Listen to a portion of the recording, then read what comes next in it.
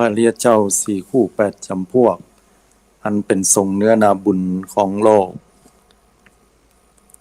ขอความผาสุกวิหารธรรมบังเกิดกับบรรดาสาธุชนญาติโยมพุทธบริษัททุกท่านเช้าวันนี้ได้นำเอารายการใต้ห่มพระรัตนตรัยออกอากาศกุเจ้าของวันพุธช่วงเวลา 5 นาฬิกาจนถึงเวลา 6 นาฬิกาดำเนินรายการโดยอนาลัยโดยที่ท่านสาธุชนญาติโยมผู้รับฟังทุกท่านสามารถติดตามรับฟังรายการได้ทางสถานีวิทยุเพื่อการศึกษาพระพุทธศาสนาและวัฒนธรรมคลื่น FM 104.50 เมกะเฮิรตซ์วัดฝายหินกราบขอบพระคุณในเมตตาธรรมของหลวงพ่อพระครูปริยัติยานุศาสตร์ที่ปรึกษาเจ้าคณะอำเภอเมืองเชียงใหม่ท่านพระครูสมุวิสุวัฒน์วรกิจโจผู้อำนวยการสถานีวิทยุคลื่น FM 104.5 เมกะเฮิรตซ์เจ้าอาวาสวัดฝายหินตลอดจนถึงคลื่นสถานีทุกๆคลื่นที่ได้ลิงก์สัญญาณออกอากาศในช่วงเวลาดังกล่าวนี้สาธุชนญาติโยมพุทธบริษัททุกท่านช่วงเวลาดังกล่าวนี้เป็นช่วงเวลาที่เฮาท่านทั้งหลายก็จะได้ปะกับดินฟ้าอากาศค่อนข้างที่จะมีภาวะของพายุโหมกระหน่ำมาพอสมควรเลยทีเดียวหลายๆพายุที่เข้ามาและผ่านไปตลอดจนถึงพายุที่กำลังรอที่จะเข้ามาอยู่นั่นก็ล้วนแล้วแต่จะต้องปะกับฝนลมต่างๆผ่านเข้ามาบางครั้งก็มีสภาวะของดินโคลนถล่มตลอดจนถึงมีอุบัติเหตุเพศภัยต่างๆอันเกิดจากฝนลมเหล่านี้เกิดขึ้นถ้าหากเราพิจารณาให้ดีนั้นเราจะเห็นว่าสิ่งที่เกิดขึ้นนั้นมันมีสาเหตุมาจากการเปลี่ยนแปลงของชั้นบรรยากาศของโลกตลอดจนถึงสาเหตุที่เกิดจากการทำลายธรรมชาติอันเรียกว่าเป็นภัยธรรมชาติเมื่อน้ำในทะเลที่มีปริมาณหรือลิมิตของความร้อนที่มันเพิ่มขึ้นคือหมายความว่ามันอุ่นขึ้นนั่นน่ะมันก็จะเป็นที่มาที่ไปของสภาวะที่โลกเปลี่ยนแปลงเนื่องจากว่าชั้นบรรยากาศนั้นมันถูกทำลายไปและก็ส่งผลมาถึงปัจจุบันคือหมู่เฮาท่านทั้งหลายก็จะเห็นว่ามีน้ำท่วมมีสิ่งต่างๆบางปีแห้งแล้งก็แห้งแล้งบางช่วงแห้งแล้งก็แห้งแล้งเกินบางช่วงที่ฝนตกก็ตกหนักเกินทีนี้เราจะถามว่าแต่ก่อนเพิ่นยังบ่มีน้ำป่าไหลหลากน้ำท่วมฉับพลันถ้าหากว่าเราสังเกตให้ดีเนี่ยยุคสมัยก่อนมันมีเหมือนกันแต่มันมีเป็นส่วนน้อยส่วนมากแล้วก็จะเป็นในเรื่องของน้ำท่วมไปเป็นหนักทีนี้ดินโคลนถล่มเนี่ยเราบ่ค่อยได้ยินกันมาได้ยินในยุคเนี้ยสมัยเนี้ยแล้วก็ดินโคลนถล่มที่เป็นข่าวออกไปนั้นหันแล้วก็เป็นดีเอ็นดูเพิ่นเนาะพอแล้วนี่ก็เสียไปหลายศพอยู่เหมือนกัน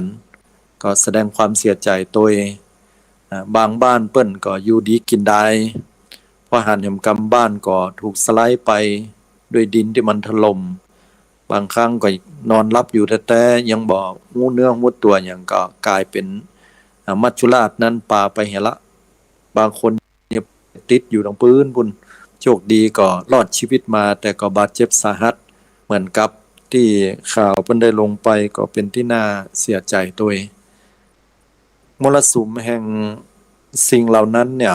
มันสร้างความเสียหายนักความเสียหายที่เกิดขึ้นเป็นเหตุปัจจัยให้เกิดความเศร้าโศกเสียใจเสียดายทรัพย์สิ่งของบางครั้งเฮาก็หันว่ามีแผวรถพุ่นน่ะไหลไปรถกันหนึ่งนี่ราคาบ่ใช่น้อยๆหลายแสนอยู่บางกันก็เป็นล้านบางคนเนี่ยเก็บหอมยับเมียดไว้เพื่อที่จะโดยหาฝันของตัวเก่านั่นก็คือมีบ้านสักหลังมีรถสักกันมันเป็นความภาคภูมิใจบางคนอาจจะบอกว่าก็ไปมีมันนี่อย่างรถเอาหมอกมันจำเป็นเอาหมอกมือสองมือสามนั่นกะ แต่ว่าคนเฮานั้นจะมีเป้าหมายชีวิตที่ต่างกันเพราะว่าบางครั้งเปิ้นได้รถสักคันหนึ่งมันเป็นรถมือหนึ่งมันเป็นความภาคภูมิใจถ้าหากว่าเปิ้นสะสมเงินทองได้แล้วก็ซื้อมันเนี่ยมันมาได้มาด้วยความปิติยินดีที่ให้รางวัลชีวิตเพราะว่าตลอดชีวิตมาเกิงชีวิตมานั่นก็เหน็ดเหนื่อยกับงานมาน่าดูเลยเหมือนกันแต่พอมีบ้านสักหลังหนึ่งมีรถสักคันหนึ่งมันเกิดความมั่นคงเปิ้นเฮาว่าเป็นความมั่นคงแห่งชีวิตฉะนั้นแล้วเมื่อเปิ้นได้หอมยับหรือว่าได้ซื้อมาโดยความน้ำพักน้ำแหงของเปิ้นอาจจะเงินวิทย์ไปพ่องก็กู้หนี้ยืมสินมามอกปอให้พอดีคำนวณแล้วว่าตัวเก่าก็จะใช้ได้แหมบ่เมินเนี้ยก็จะหมดแล้วอันนี้ก็ยังเป็นที่น่าปีติยินดีอยู่ว่าได้มาด้วยน้ำพักน้ำแหงด้วยความบ่คดบ่โกงไผที่ไหนความหวังเหล่านี้ดูเหมือนจะมีความสุขดูเหมือนจะให้ความสุขกับชีวิตของเราได้อย่างเต็มที่แต่แล้ววันดีคืนดีดินโคลนถล่มมาทำให้บ้านนั้นเสียหายแล้วก็ทำให้รถนั้นไหลไปแล้วก็หายไปเลยก็มีหรือว่าเสียไปเลยจนเกินกว่าที่จะซ่อมอันนี้เป็นที่น่าอินดูแต่เนาะบนเรืออย่างเห็นเลยแล้วก็เกิดความเศร้าโศกเสียใจว่าตลอดชีวิตเนี่ยจนบัดเดียวในอายุพอจะ50นะหรืออาจจะ50ไปแล้วแต่กำลังมีรถสักคันรถคันแรกถอยออกมาป้ายแดงก็ยังบัดตันที่จะไปเอาขึ้นทะเบียนหรือเป็นป้ายดำเปลี่ยนปรากฏว่าดินโคลนถล่มภัยธรรมชาติฝนตกหนักก็เป็นเหตุปัจจัยให้สิ่งเหล่านี้อันตรธานหายไปมันเป็นขวัญกำลังใจของคนที่มีความ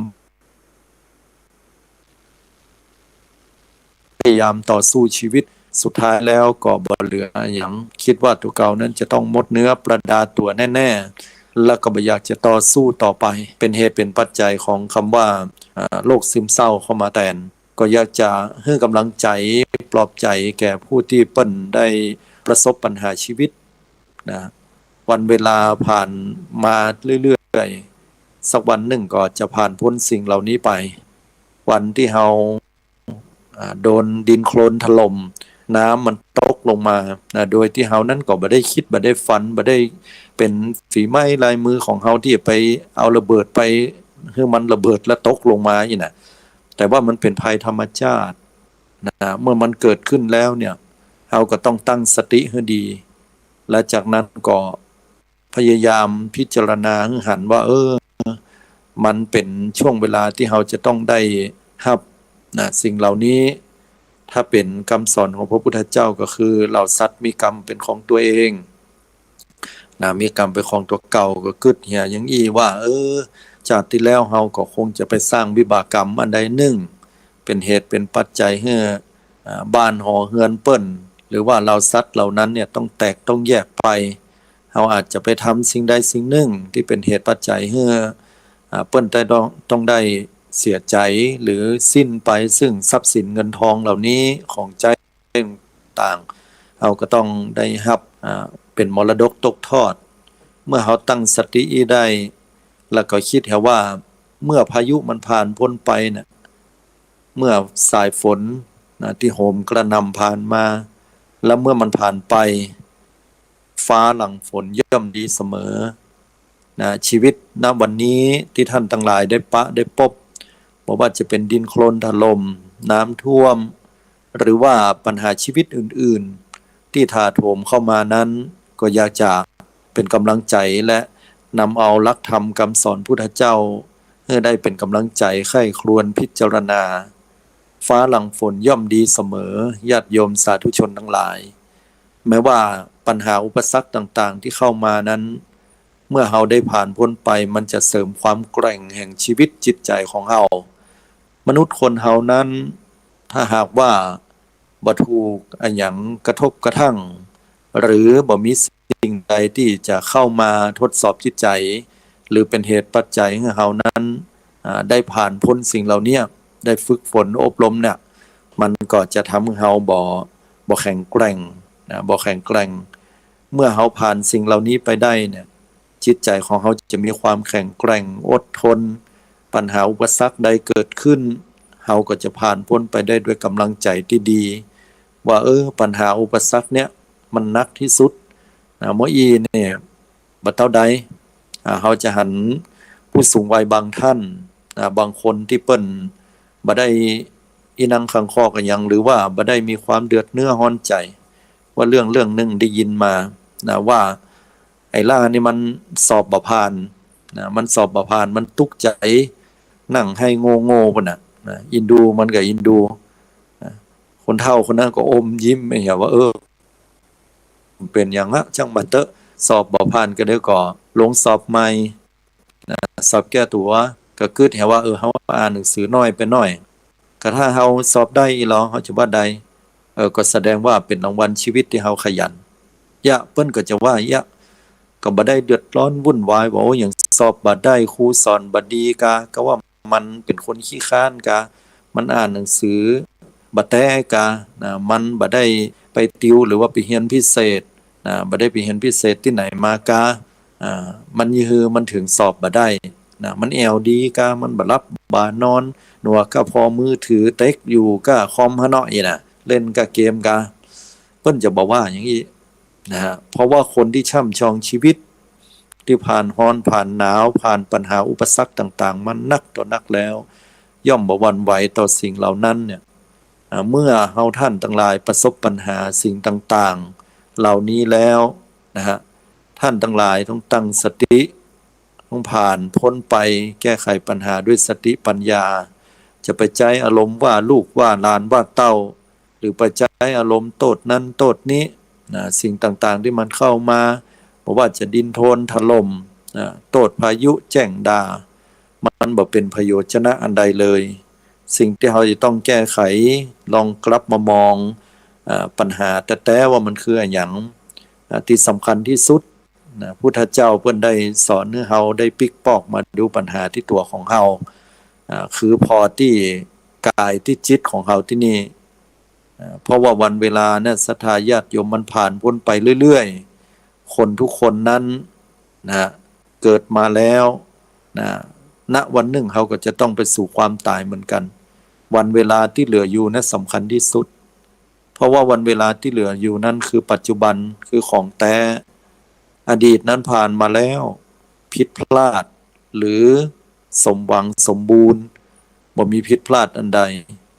หรือบางทีก็ผิดหวังบ่หรือสมหวังก็แล้วแต่ก็ล้วนแล้วแต่ผ่านมาหมดปะเปื้อนดีปะเปื้อนหลอกลวงมิตรแต่มิตรเทียมปะกับปัญหาอุปสรรคหรือปะกับความสมหวังนะทุกสิ่งทุกอย่างผ่านมาแล้วก็ผ่านไปปะกับคนที่เอาฮักละจากไปก็มีปะคนที่เอาจังละจากไปก็มีก็ล้วนแล้วแต่บัดเที่ยงแต่แน่นอนอันใดเลยมนุษย์คนเฮานั้นเหมือนลงละครศรัทธาสาธุชนญาติโยมทั้งหลายละครแห่งชีวิตที่เฮามีกายเนี่ยเป็นกรรมเก่าของเฮาพุทธเจ้าว่ากายเนี่ยคือกรรมเก่าของเฮานะเมื่อเฮามีกายมีตามีหูดังมีลิ้นมีร่างกายเนี่ยมันเป็นเหมือนภาชนะรองรับซึ่งน้ำบอกว่าน้ำนั้นจะเป็นน้ำเย็นน้ำใสหรือว่าน้ำนั้นจะเป็นน้ำขี้เปอะนะน้ำที่สกปรกโสโครกภาชนะเนี้ยเป็นภาชนะที่ปิดเมื่อเติมเข้ามาแล้วมันก็มีถึงสะอาดบางช่วงบางเวลาก็รู้สึกว่าสะอาดหันลวดลายของจานนั้นเป็นอย่างดีแต่บางช่วงบางเวลานั้นถ้าเป็นน้ำสกปรกเข้ามาก็บ่หันแม้แต่ลวดลายส่งกลิ่นเหม็นแถมต่างหากชีวิตคนเฮาก็เหมือนกันนะจิตใจเนี่ยกายเนี่ยมันเป็นที่รองรับของกรรมวิบากในอดีตที่เฮาเคยสร้างไว้ตัวแล้วก็เป็นการสร้างกรรมใหม่ขึ้นมาตัวทีนี้เมื่อเฮามีตาหูดังลิ้นกายมันอยู่ตรงเนี้ยเฮาก็หลีกบ่พ้นในปัญหาอุปสรรคทุกอย่างเพราะพุทธเจ้าบอกว่าการเกิดมันเป็นทุกข์ เมื่อมาถึงตัดอี้แล้วศรัทธาญาติโยมเฮาท่านทั้งหลายจะหันว่าการเกิดเนี่ยบ่ได้เป็นสิ่งที่ประเสริฐเลิศเลอบางคนเวลาลูกเกิดออกมาแล้วดีใจเฮาน่ะเป็นพ่อเป็นแม่น่ะดีใจกับลูกเกิดมาแก้วตาดวงใจแต่ว่าลูกที่เกิดมาน่ะความหมายคือกำลังเริ่มต้นแห่งความแก่ความตายนะฮะก็จะเข้ามาอย่างแน่นอนเมื่อมีความเกิดก็ต้องมีแก่มีแก่ก็ต้องมีตายนะก็ต้องมีความโศกความเศร้าความพิไรลำพันธ์ร้องไห้ตีอกชกลมความบัดสบายกายเป็นโรคภัยไข้เจ็บความบัดสบายใจถูกกระทบกระทั่งจากปัญหาเรื่องราวต่างๆความคับข้องคุณข้องมองใจความคับแค้นใจล้วนแล้วแต่เป็นทุกข์ทั้งนั้นความประสบกับสิ่งที่ตัวเก่าปรารถนาแล้วบ่ได้ดังใจก็เป็นทุกข์ความพัดพลากจากคนฮักคนชอบใจก็เป็นทุกข์ความเข้าไปยึดมั่นถือมั่นสิ่งต่างๆเนี่ยล้วนแล้วแต่เป็นทุกข์และความเข้าไปยึดมั่นถือมั่นว่ากายกับจิตเนี่ยเป็นเฮาเป็นของเฮาเนี่ยมันเป็นทุกข์แต่ฉะนั้นแล้วเมื่อความทุกข์เข้ามาองค์พระสัมมาสัมพุทธเจ้าได้ตรัสสอนไว้ว่าไม้จันทร์แม้แห้งก็ไม่ทิ้งกลิ่นหัสดินจะก้าวย่างลงสู่สงครามก็ไม่ทิ้งลีลาอ้อยแม้เข้าสู่หีบยนต์ก็ไม่ทิ้งรสหวานบัณฑิตแม้ประสบทุกข์ก็ไม่ทิ้งธรรมพระสัมมาสัมพุทธเจ้าเพิ่นเปรียบเทียบได้อย่างงดงามเหลือเกินถ้าหากว่าเรามีความทุกข์อกทุกข์ใจแล้วเนี่ยญาติโยมทั้งหลายลองเอาพระธรรมเป็นที่เปิ้งเป็นที่จังที่เปิ้งเป็นที่ระลึกพระธรรมคำสอนของพระสัมมาสัมพุทธเจ้านั้นมีหลายระดับตั้งแต่ระดับศีลคือการชำระจิตใจของเราให้ผ่องใสด้วยเบื้องต้นคือการให้ตัดความตระหนี่ก่อนแล้วก็มีศีลเพื่อความเป็นปกติในการบ่เบียดเบียนตัวเก่าบ่เบียดเบียนผู้อื่นจากนั้นพัฒนาขึ้นสู่ระดับของสมาธิคือความตั้งมั่นการปลงวางการมีเมตตาบ่เบียดเบียนบีทากันและก็เป็นไปเพื่อจิตที่ผ่องใสและสุดท้ายคือปัญญาการพิจารณาใคร่ครวญสิ่งต่างๆด้วยโยนิโสมนสิการคิดใคร่ครวญสิ่งต่างๆด้วยอุบายอันแยบคายนะว่าสิ่งนี้เป็นประโยชน์สิ่งนี้เป็นโทษยกตัวอย่างเช่นกำอู้พุทธเจ้าเนี่ยถ้ากำอู้ใดก็ตามที่มันบ่เป็นกำแต้เป็นกรรมที่บ่ชอบใจของไผแล้วบ่เป็นประโยชน์เปิ้นก็บ่ตรัสสอนกรรมใดเป็นกรรมบ่แต้แต่ว่าเป็นกรรมที่คนส่วนนักชอบใจแต่ว่าบ่เป็นไปเพื่อประโยชน์พระพุทธเจ้าก็บ่เทศน์บ่แสดงกรรมใดเป็นกรรมที่แท้จริงกรรมนั้นเป็นกรรมที่คนทั้งหลายเนี่ยชอบใจและก็เป็นประโยชน์อันนี้พระพุทธเจ้าจะกล่าว 100% กรรมใดเป็นกรรมแต่บ่เป็นประโยชน์แล้วก็เป็นแต่ว่าเป็นประโยชน์นะแต่ว่าเป็นกรรมที่คนบ่ค่อยชอบเท่าใดพุทธองค์ก็เลือกเวลาที่จะกล่าวกรรมเหล่านั้นฉะนั้นเราจะหันว่ากรรมอู้เนี่ยพุทธเจ้าเพิ่นได้สอนเฮาแม้พระองค์ก็ปฏิบัติเช่นนั้นว่ากรรมอู้ใดที่มันเป็นความจริงเป็นอันดับหนึ่งถึงกล่าวกรรมไหนที่เป็นกรรมที่มีประโยชน์ชนะ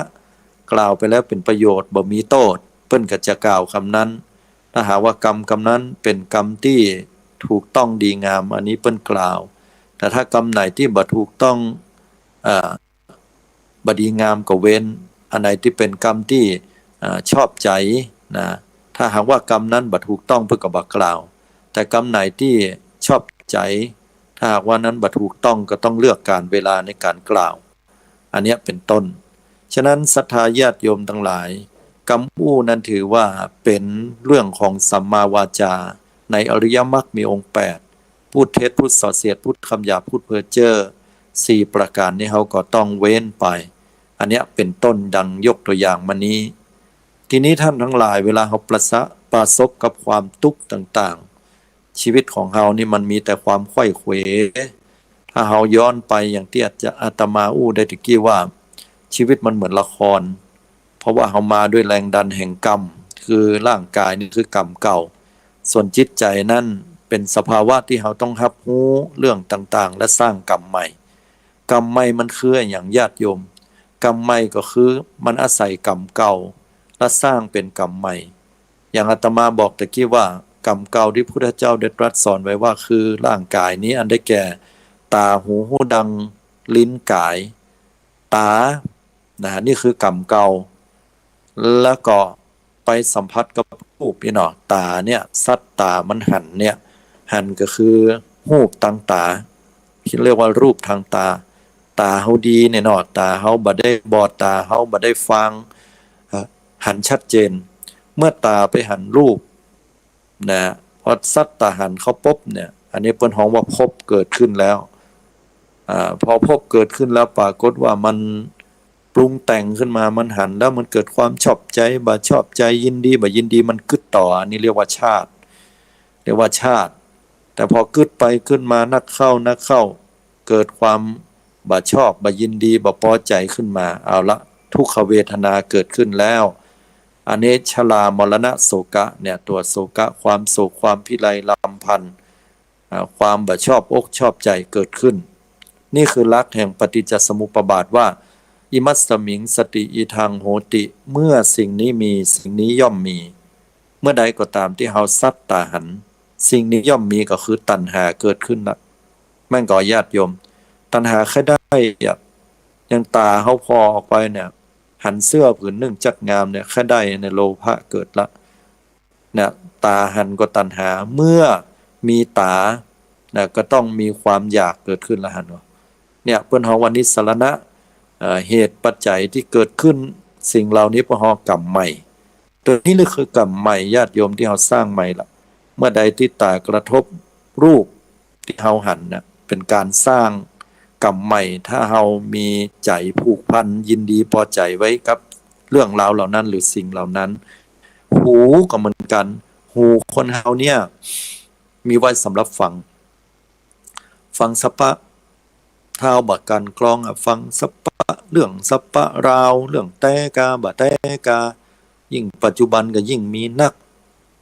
เรื่องราวต่างๆที่เกิดขึ้น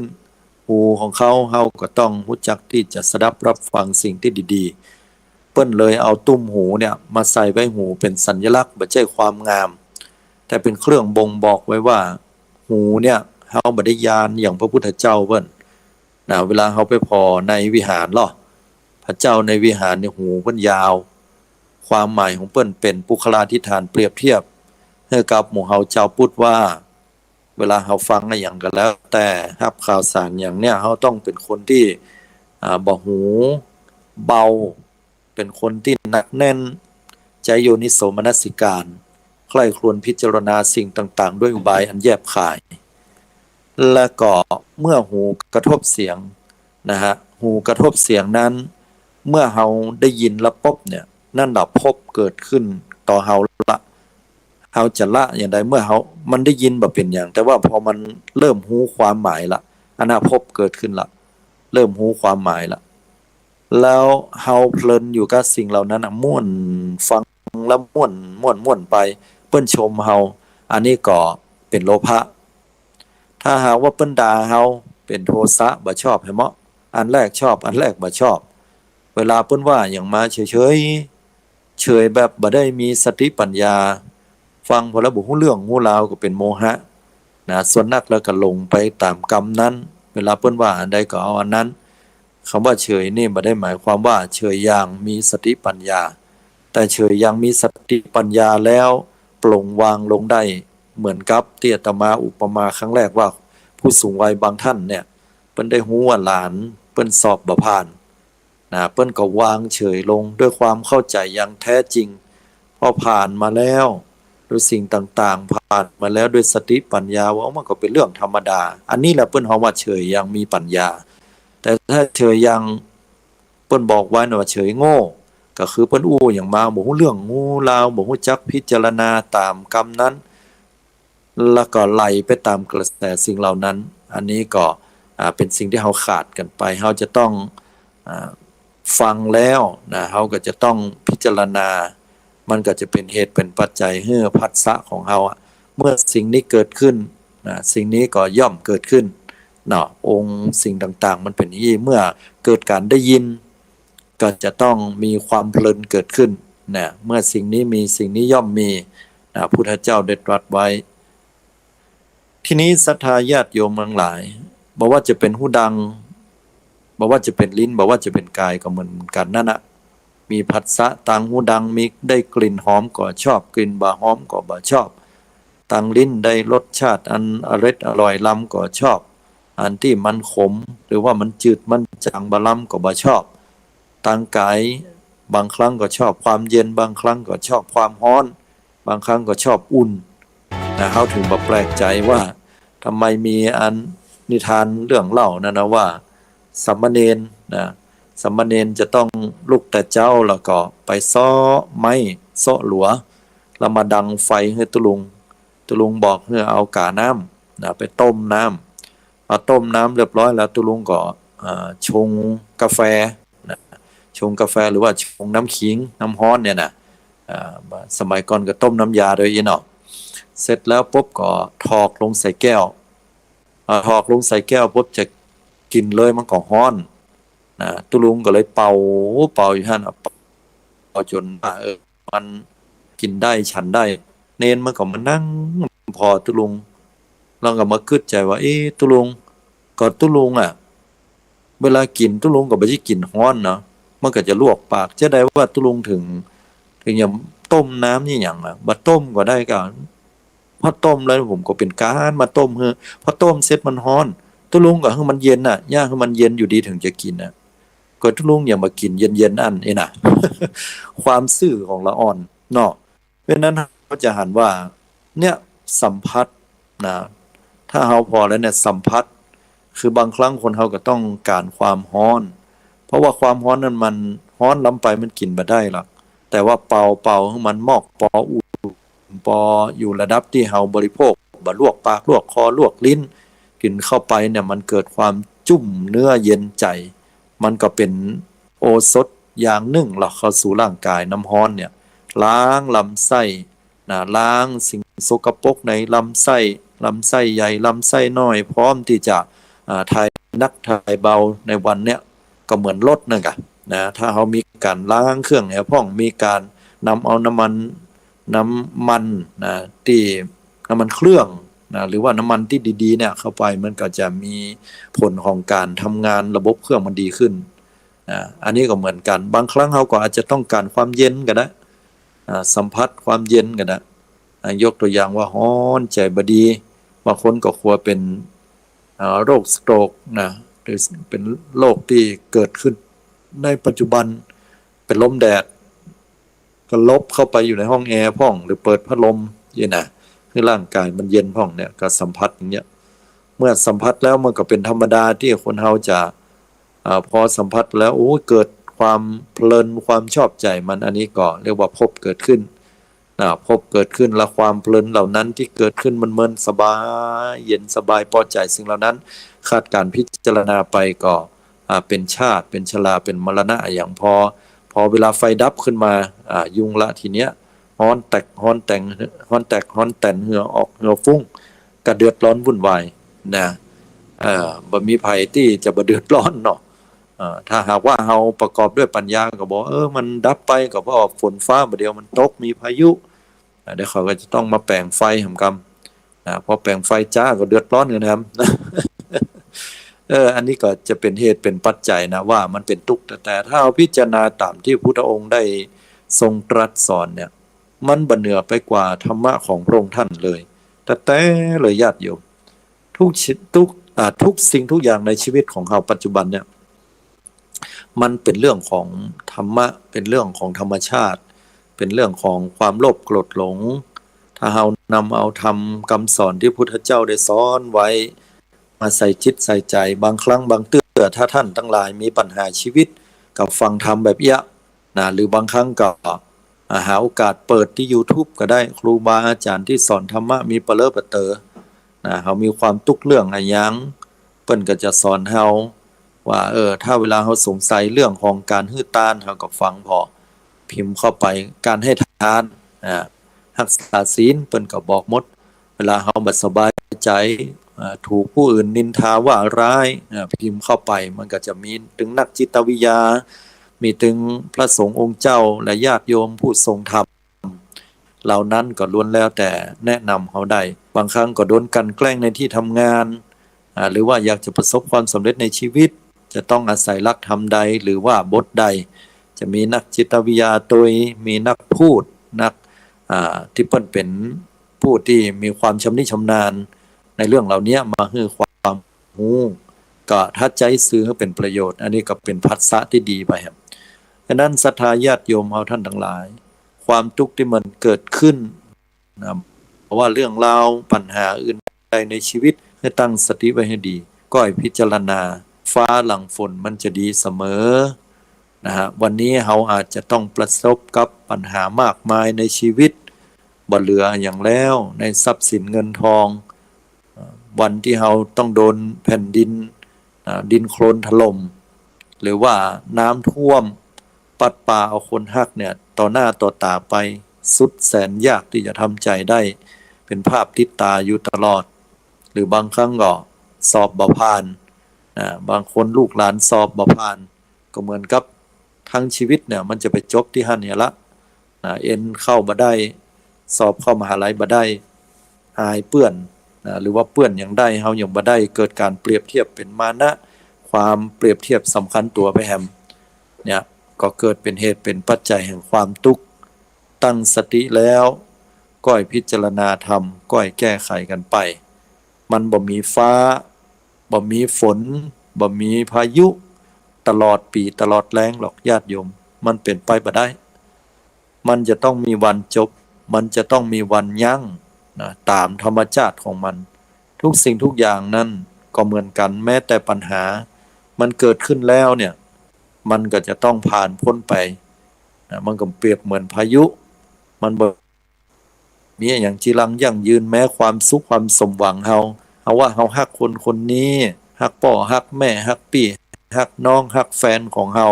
สามีภรรยาลูกเต้าแต่สุดท้ายนะวันหนึ่งบ่เฮาก็ต้องเขาละที่จะต้องพัดพรากจากกันไปทีนี้พออู้ถึงจุดนี้แล้วญาติโยมหลายๆท่านก็บอกว่าโอ้บดีอู้อ่ะมันบ่เป็นมังคละบ่เป็นมงคลอันใดถ้าเฮาอู้อย่างอี้นะก็แสดงว่าเฮายังทำใจยอมรับในหลักคำสอนของพระพุทธเจ้าบ่ได้เตื้อนะอันนี้เฮาก็ต้องก้อยๆพิจารณาก้อยๆฝึกฝนอบรมจิตใจของเฮาเพราะอย่างญาติโยมเพราะว่ามันเป็นความจริงแท้ความจริงแท้คือมันบ่มีวันเปลี่ยนแปลไปหรอกนะต่อให้เฮาจะบอกว่าไปอู้เถอะบ่เป็นมังคละโลกเพิ่นกำลังพัฒนากำลังสวยงามไปอู้เรื่องตายมันบ่เข้ากันนี่นะทำใจบ่ได้กลัวตายแต่พอความตายเข้ามาแต่เนี่ยเฮาบ่มีภูมิคุ้มกันนะเฮาบ่สร้างภูมิคุ้มกันขึ้นกับจิตใจเมื่อเฮาเกิดการพัดพรากจากของรักของชอบใจเมื่อเฮาต้องเสียคนรักไปหรือเฮาจะต้องตายเพราะหมอบอกว่าเฮาเป็นมะเร็งหมอบอกว่าเฮาเป็นโรคบางอย่างที่เฮารักษาบ่หายเฮาก็จะสะดุ้งตกใจ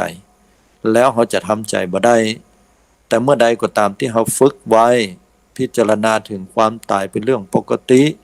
การพัดพรากเป็นเรื่องปกติต้องสอนจิตสอนใจมันเมื่อถึงเวลานั้นเนี่ยความทุกข์ที่มันมี 100% มันอาจจะเหลือประมาณ70อาจจะเหลือประมาณ 50% หรืออาจจะเหลือแค่20หรือ 10% ก็ได้มันอยู่ที่จิตใจของแต่ละคนมันอยู่ที่สติปัญญาที่เราจะเอาสิ่งต่างๆที่เป็นธรรมของพระสัมมาสัมพุทธเจ้าได้มาทรงตรัสที่พระองค์ท่านทรงตรัสสอนเนี่ยมาพิจารณาใคร่ครวญมันเป็นเรื่องแต่นะญาติโยมอย่างทุกสิ่งทุกอย่างมันบ่เที่ยงแต่แน่นอนในชีวิตนี้เกิดขึ้นตั้งอยู่ระดับไปแต่หาแก่นหาสารบ่ได้เป็นเรื่องของสมมุติของโลกใบเนี้ยมันเป็นละครฉากหนึ่งที่มาแล้วเฮาแสดงเสร็จเฮาก็ไปโดยมีแรงดันแห่งกรรมบ่มีเทพเตปาอารักษ์เทวบุตรเทวดาหรืออินตาพรหมยมยักษ์ไหนเป็นผู้ลิขิตเป็นผู้เขียนชีวิตเฮาบ่มีพระพรหมเป็นผู้สร้างเป็นผู้ขีดลิขิตชีวิตเฮาไว้จะไปกล่าวอันเนอไผกล่าวอย่างอันเนี่ยจะเป็นบาปเพราะว่าพระพุทธเจ้าทรงตรัสไว้ว่าบ่มีไผ จะเป็นผู้ที่ดลบันดาลชีวิตบ่มีพระพรหมเป็นผู้สร้างเป็นผู้ฮือให้ฮือดีเฮาพุทธเจ้าบอกว่าพระพรหมน่ะเป็นผู้เจริญฌานสมาธิคือคนอย่างเฮาเนี่ยสุดผ่องใสในระดับฌานสมาธิแม้ว่ากิเลสเปิ้นจะบัดสิ้นไปนะหรือกิเลสสิ้นไปบางส่วนแต่เมื่อเปิ้นได้ขึ้นไปเกิดบนพรหมโลกก็ถือว่าเป็นผู้ทรงซึ่งธรรมเป็นผู้รักผู้ใหญ่เป็นผู้ทรงเมตตากรุณามุทิตาอุเบกขาเมื่อเฮาไปกล่าวตู่ก็คือไปกล่าวกรรมทั้งหลายเหล่านั้นใส่ความไว้ให้เปิ้นว่าเปิ้นเป็นผู้สร้างแล้วก็เป็นผู้เฮือคุณเฮือโทษน้อยใจก็ไปด่าพระพรหมอย่างเงี้ยพุทธเจ้าเปิ้นบอกว่าสิ่งเหล่านี้จะเป็นบาปเป็นกรรมปกวนกล่าวกรรมเหล่านี้และสิ่งที่ถูกต้องที่สุดก็คือเฮานี่แหละเป็นผู้ที่ลิขิตเป็นผู้เขียนชีวิตของเฮามานะผู้เขียนคือการกระทำของเฮาในอดีตที่ผ่านมาแล้วได้มาก็คือร่างกายเนี่ยนะและเฮาก็จะต้องเป็นผู้รับบทนะเป็นผู้รับบทนั้นโดยมีกรรมเนี่ยเป็นผู้กำกับผลแห่งกรรมตุยตามเฮามาเป็นบทเฮาจะต้องได้ทดสอบละว่าเฮามีร่างกายมีหูมีตามีงี้แล้วก็มีจิตที่เข้ามารับรู้อารมณ์เหล่านี้พอรับรู้ต่างตาแล้วปุ๊บมันคัดเคืองตาด้วยรหัสกรรมที่เฮาได้สร้างไว้ในอดีตว่าแบบเนี้ยเฮาจะบ่ชอบมันสะสมอยู่นะในขันธสันดานเป็นกิเลสพอเป็นอย่างนี้ปุ๊บเฮาหันปุ๊บก็บ่ชอบทั้งที่หำคนหันเฉยๆหำคนหันคือชอบอีหะเหมาะอย่าเพราะแต่ละคนเหล่าสัตว์เนี่ยสะสมมาบ่เหมือนกันฉะนั้นแล้วมันเหมือนละครฉากหนึ่งที่ท่านทั้งหลายควรกล้าแก่การที่เขาจะเบื่อหน่ายก่อนะว่าโลกสังสารวัฏนี่เกิดมาแล้วต้องเวียนว่ายตายเกิดต้องปะกับความสมหวังผิดหวังต่างๆน้ำท่วมดินโคลนถล่มเขาด่าว่าเฮาเล่าขวัญว่าเล่าหน้าจากขวัญเฮาสอบบ่ผ่านก็ดีเป็นโรคภัยไข้เจ็บก็ดีนะหมอบอกว่าเป็นโรคร้ายก็ดีหรือว่าเนี่ยการเนี่ยงานอันใดก็บ่รุ่งเรืองเงินทองก็หายากลำบากเป็นทุกอกทุกใจหรือว่าลูกเต้าบ่อยู่ตามโอวาทถ้อยคำก็ดีสามีเป็นขี้เหล้าหลวงเหี่ยวก็ดีภรรยาเป็นคนจมซ่ามเป็นคนขี้เล่นการพนันเนี่ยก็ดีย่าหยังก็บ่ขึ้นนะย่าหยังก็กึดศอกนะลงกึดศอกลงวาแล้วก็บ่เจริญการกุ้งรุ่งเรืองอันใดผิดหวังมีปัญหาอยู่ตลอดล้วนแล้วแต่เป็นความทุกข์ที่เกิดขึ้นศรัทธาญาติโยมเมื่อเฮาพิจารณาหันความบ่เป็นแก่นบ่เป็นสารเหล่านี้บรรเทาความยึดมั่นถือมั่นในบทบาทสิ่งเหล่านี้ลงโดยการหันว่ามันเป็นเพียงภาพมายาต้อนแล้วเฮาก็ไปหูเข้าใจโลกอย่างแจ่มแจ้งบ่ยึดมั่นถือมั่นคือว่าสิ่งเหล่านี้เป็นเพียงแค่สมมุติโลกเฮามาถึงนี่อายุบ่ตันร้อยบ่ต้องไปสำคัญตัวเก่าว่าเฮานี่เป็นผู้ที่เก่งที่สุดดีที่สุด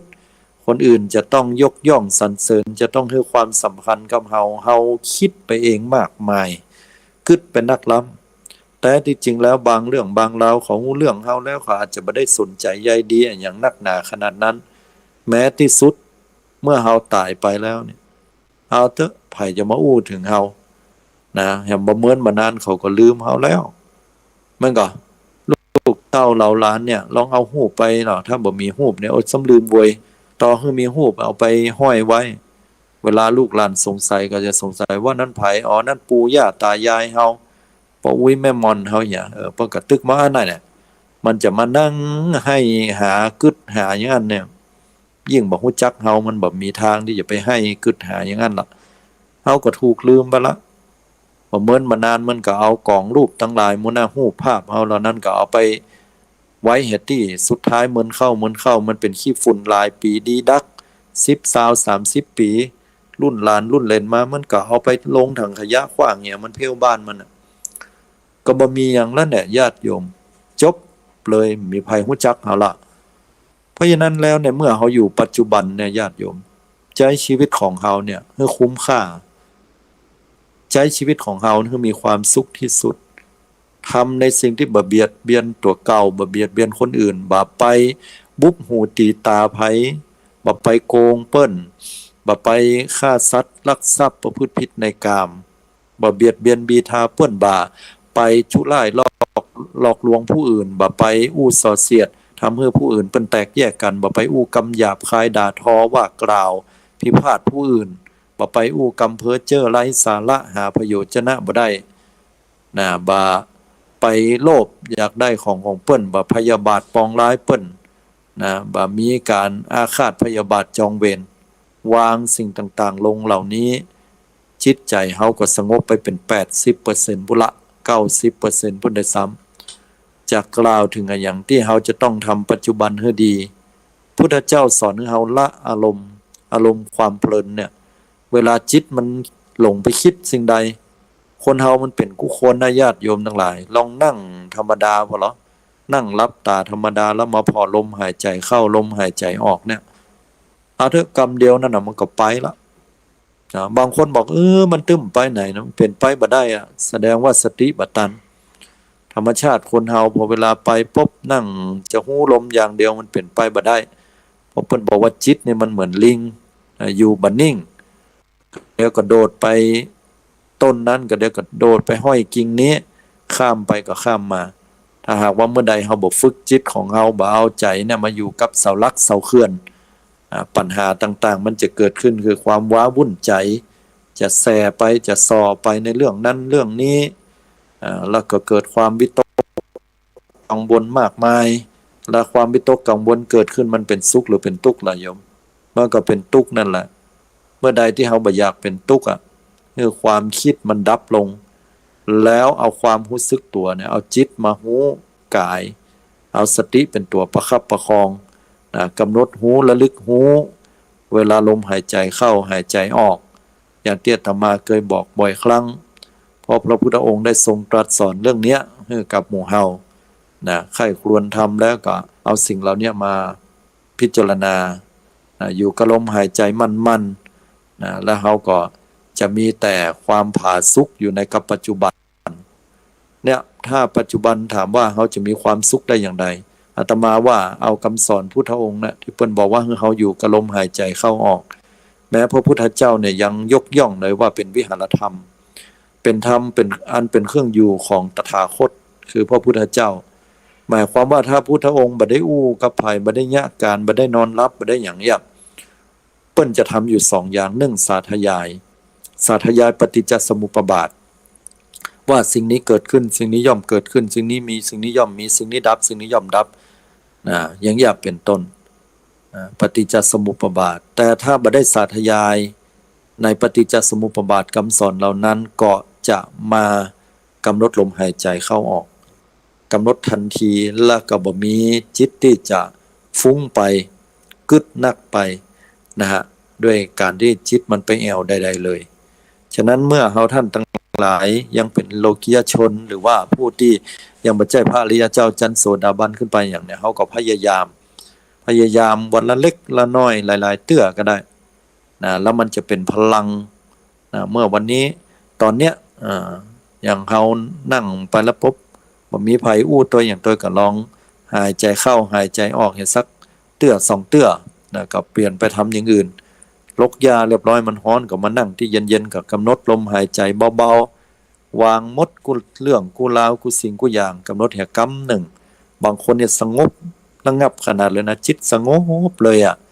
มันมีเป็นบางช่วงบางเวลาแต่บางเตื้อก็บัดสงบเอาอย่างเลยเสียงมันดังรอบด้านแล้วจะยังใดก็มันบัดสงบก็หูมันบัดสงบกะมันก็แล้วเฮาไปประไปยังใดมันได้มันบัดสงบก็หูว่ามันบัดสงบ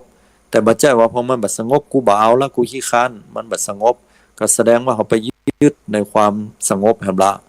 ยึดในความสงบเมื่อบ่ได้ดังหวังก็เป็นทุกข์หันก็ที่พุทธเจ้าว่าอันไหนที่เฮาไปยึดแล้วบ่เป็นทุกข์บ่มีหันหรือยังศรัทธาญาติโยมเพียงแต่เฮาเข้าไปกำหนดหูเหี่ยวว่ามันบัดสงบก็คือบัดสงบตอนนี้มันมีเสียงดังนะตอนนี้มันมีสิ่งรบกวนนะก็กำหนดหูก็นั่งต่อไปแล้วพอมันบัดสงบปุ๊บมันเริ่มหูมีสติก็มากำหนดที่ลมหายใจให้มันสร้างเหตุใหม่ถ้ามันสงบก็หูว่ามันสงบก็บ่ไปยึดติดในความสงบนั่นแหมนะเพราะว่าเฮายึดติดเฮาก็จะนั่งอยู่อันน่ะบ่ไปไหนสักเตี้ยไอ้น่ะ เปิ้นห้องกินข้าวก็บ่กินเปิ้นห้องอย่างนั้นอย่างนี้ก็บ่เอาอันนี้ก็ติดไปลำไปให้เฮาได้ฮู้ว่าความสงบก็ดีบ่สงบก็ดีก็มันก็บ่เที่ยงแต่แน่นอนเกิดขึ้นตั้งอยู่ระดับไปเมื่อเฮาอยู่เฮาฮู้อย่างเงี้ยเฮาอยู่เหนืออารมณ์ทุกๆสิ่งทุกอย่างบ่ว่าจะชอบใจบ่ชอบใจบ่ว่าจะดีหรือบ่ดีบ่ว่าจะสิ่งนั้นเป็นสิ่งที่เกิดขึ้นจากเฮาหรือคนอื่นหรือว่าเรื่องราวอื่นๆหรือว่าเหตุการณ์อื่นๆเฮาก็จะบ่เป็นทุกข์เพราะเฮาอยู่เหนือสิ่งเหล่านี้ได้ฉะนั้นแล้วก็ก้อยฝึกฝนกันไปญาติโยมทั้งหลายกว่าจะถึงฟังฝันคือมรรคผลนิพพานเนี่ยมันเป็นสิ่งที่เราต้องฝึกต้องอดทนต้องทำสิ่งเหล่านี้ไปแต่เชื่อแน่ว่ามันต้องถึงวันใดวันหนึ่งเว้นแต่ว่าเฮานั้นบัดยอมเดินนั่งอยู่กับที่หรือว่าถอยหลังไปเมื่อเฮามีโอกาสได้พระธรรมคำสอนของพุทธเจ้าซึ่งเฮาบอกว่าในอนาคตที่เฮาไปเกิดเนี่ยเฮาจะมีโอกาสได้ฟังพระธรรมคำสอนของพระองค์แบบนี้ก่อหรือว่าสิ่งที่พระองค์ได้สอนมาเกิดมาในภพนั้นชาตินั้นต่อให้ไปเกิดเป็นเทวดาแต่ว่าบ่มีคุณธรรมอย่างเทวดาก็เป็นกามวจรภูมิก็จะต้องมีการนินทาเล่าต้านกันต้องมีการรบราฆ่าฟันกันอยู่นะสวรรค์ก็มีการฮบนะขณะว่าเป็นเทวดาเนี่ยเพราะฉะนั้นเนี่ยที่ไหนก็ล้วนแล้วแต่มีปัญหาที่ไหนก็ล้วนแล้วแต่บรรณาอภิรมย์ชมชื่นเว้นไว้แต่ว่าเราปฏิบัติเพื่อความลุดพ้นไปภายในวัฏสงสารนั้นก็โตยไปมาได้ละนะกฎแห่งกรรมก็โตยไปมาได้ละเพราะฉะนั้นเมื่อเรายังมีกายคือกรรมเก่าอยู่เนี่ยจะหนีไปทางใดก็ตามไม่ว่าจะเป็นกายเนื้อเป็นมนุษย์กายสัตว์เดรัจฉานกายสัตว์นรกกายสัตว์ที่เป็นเปรตกายสัตว์ที่เป็นเทวดากายสัตว์ที่เป็นพรหมสัมภเวสีอื่นใดก็แล้วแต่ถ้าเมื่อยังมีกายตัวนี้อยู่บ่มีทางที่เราจะพ้นความทุกข์ไปได้บ่มีทางที่เราจะหนีผลกรรมกฎแห่งกรรมไปได้นอกเหตุจากว่าเราจะออกไปจากสังสารวัฏนี้ตอนเหมือนกับเราอยู่บนโลกเนี่ยเราจะบอกว่าเราแค่ลอยตัวได้เราบ่อยากจะมีน้ำหนักตัวเก่าอยู่อย่างนี้เราก็อู้บ่ได้เพราะว่ามันมีแรงโน้มถ่วงของโลกแต่เมื่อใดที่เราหลุดพ้นออกไปจากโลกที่เปิ้นฮ้องว่าอวกาศแปลว่าบ่มีอากาศพอออกไปแล้วมันก็หลุดลอยนะเหมือนเราบ่มีน้ำหนักเนี่ยเหมือนลูกโป่งสวรรค์นั่นน่ะชั้นใดก็ชั้นนั้นน่ะเนาะเพราะนั้นแล้วก็ศรัทธาญาติโยมก็ใคร่ครวญพิจารณาในธรรมเนอะก็อนุโมทนากับศรัทธาสาธุชนญาติโยมที่ได้มาร่วมสดับรับฟังธรรมก็มีกัลยาณธรรมเนาะที่ผ่านมานี่มีกัลยาณธรรมญาติโยมที่แวะเวียนเข้ามาพบมาร่วมอนุโมทนาทำบุญปะกันก็เป็นที่น่าอนุโมทนาจากต่างป้ายหีบทองและครอบครัวเนอะคณะศรัทธาญาติโยมได้มีโอกาสแวะเวียนมาที่วัดได้มาไหว้มาสามาร่วมทำบุญก็วันก่อนผ่านมาสัปดาห์ก่อนปูนนะเพิ่นว่าแวะเวียนมาแอวมาปะครูบาอาจารย์ที่เป็นนักเทศน์ออกรายการวิทยุหลายท่านก็ได้แวะเวียนมาตรงนี้ก็ขออนุโมทนาบุญโดยก็ถือว่าเป็นที่น่าอนุโมทนาเนาะเพิ่นอยู่ทางบ้านสันปงแม่ริมก็ขอความผาสุกวิหารธรรมบังเกิดขึ้นเน้อที่ได้มาเวียนมาแอวหาแวะมาเนาะด้วยความเป็นกัลยาณธรรมที่ดีเอาธรรมของพระสัมมาสัมพุทธเจ้าได้ไปใจได้พิจารณาสนทนาเป็นธรรมกันแล้วก็ศรัทธาญาติโยมในช่วงท้ายๆของการแสดงการบรรยายในวันนี้ก็อยากจะฝากให้ศรัทธาญาติโยมทุกท่านเน้อได้ตั้งใจปฏิบัติในธรรมคำสอนของพระสัมมาสัมพุทธเจ้าปล่อยวางในสิ่งที่เราควบคุมบ่ได้อันไหนที่เราแก้ไขได้ก็แก้ไขไปก็ให้แก้ไขกันทีละเล็กทีละน้อยจนกว่าปัญหานั้นจะคลี่คลายไปก็ขออำนวยอวยพรขอกุณของพระแก้วเจ้าทั้ง3ประการคือกุณของพระพุทธเจ้าพระธรรมพระสงฆ์ศีลธรรมกรรมฐานของครูบาอาจารย์เจ้าได้สถิตอยู่เหนือเสียนเก้ากลางกระหม่อมจอมขวัญของมูลศรัทธาเจ้าข้าทุกท่านที่ได้ติดตามรับฟังการบรรยายในวันนี้ขอทุกท่านได้ก้าวล่วงข้ามพ้นปัญหาอุปสรรคภัยผ่านทุกสิ่งทุกอย่างไปได้ด้วยดีและขอทุกท่านได้ผ่านพบประสบปะกับกัลยาณมิตรกัลยาณธรรม บปะกับสิ่งที่ดีงาม เมื่อปะอุปสรรคปัญหาก็ให้ผ่านพ้นไปได้ด้วยรวดเร็วและฉับไวเจริญ